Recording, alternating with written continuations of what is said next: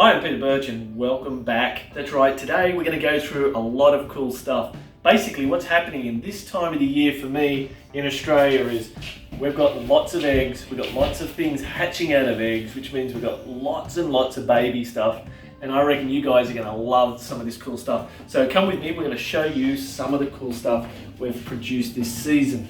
Now, I don't just breed snakes, I breed lizards, and we do breed geckos too. So we've been fortunate enough to produce some of these gorgeous little monsters. Look at those things there. They are absolutely tiny little monsters. I mean, look at the size of my finger to these guys. Absolutely drop dead gorgeous. So these are knobtail geckos. So basically the Nephurus levis. That's right, Nephurus levis. Absolute gorgeous little knobtail geckos, and I mean, who doesn't love geckos? They're absolutely gorgeous. So we're back breeding the knobtail geckos, which is very, very satisfying for me. You know, like we did breed a few of them a couple of years ago, then we sort of stopped breeding them for a while. But we also managed to produce some bluetongue litters this year. And what's the advantage for bluetongues? Well, they're live born, aren't they? They're absolute gorgeous. And these couple of little fellas here are definitely starting to eat us out of house and home. These two gorgeous little albino bluetongues, absolute gorgeous little monsters. You can see this one's really, really orange. Basically, that's because this guy here that looks a little bit more pinky in colour is due for a shed. That's right. Absolute gorgeous little monsters. So we managed to produce a couple of albinos. Luckily enough, we got a possible het for albino female bluetongue. We put a male albino to it and we produced some white babies. The rest of the litter is all 100% het for albinos, which means we're going to grow those babies out and then hopefully produce a few more albinos next year. Now we're going to go out the door, and so the bluetongues, we got 3 litters of those, so we did really well with those. The geckos, we continue to excel in what we're doing with those guys, so we're changing things up, a little bit of environmental different stuff, but basically this is what happens. As you can see, all the hatchling racks are starting to fill up, and right behind you as well, right over here. Now, what does that mean? That means basically, and let's bring this into context. Let's just pick these couple of boxes here. Now, I set all my babies up the same as my adults. So they've come from the incubator. They've just had their shed. They've come from the incubator into this room. And then what happens is we let them settle in here for a couple of days so they can start to thermoregulate like a real snake. That's right, like a big snake. They can start to thermoregulate. And look at those gorgeous little litters right there. That's right, there's a great variety of the T+ children's pythons.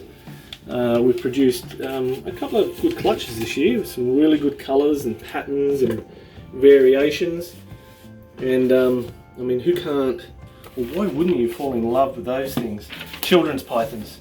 I mean, that would have to be one of the craziest things that you'd want to keep and produce, children's pythons, but you know, I love them, and I know you guys know I love them.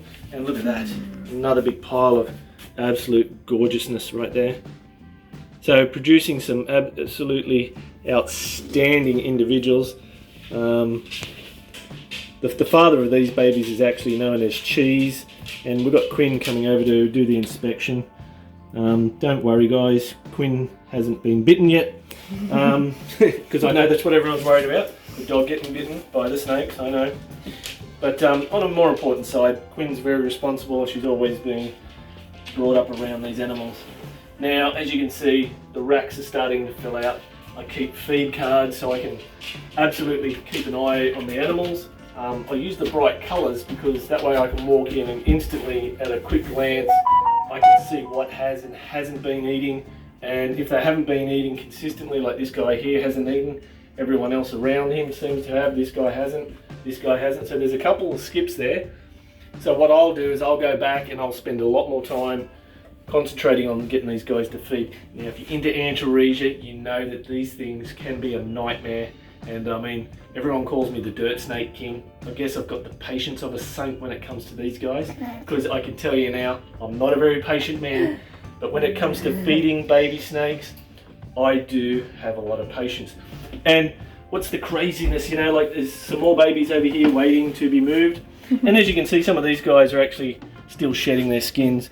But look at that, another big pile of beautiful Cape York Max. I mean, absolute gorgeous animals right there. They are thumpers. Now, obviously along the way, you know, I don't just produce morphs, in other words, color variations and genetic traits and stuff like that. I also work with, you know, area specific animals, and I like to do a lot of selective breeding, and I've done that since 2005, and the outcome can be absolutely so rewarding when you get stuck into it. And I mean, here's a couple, pardon my back, but here's a couple of Stimson's pythons I've been working on for a while, and I mean, look at that, there's the reward. There is these absolute bright reds and orange colors, and a great attitude always helps them to get them feeding, that is. So you can see that absolute gorgeous animals, and that there is because I've worked specifically with these animals, and you know, line breeding, just breeding the nicest animals back to the nicest animals, and continue to produce some absolutely gorgeous little creatures just like this guy. Well, I hope you guys enjoyed today's show. Hit me up on Facebook, Twitter and Instagram, and if you really enjoyed today's show, make sure you give it a like. Until next time guys, thanks so much for watching CrittaCam.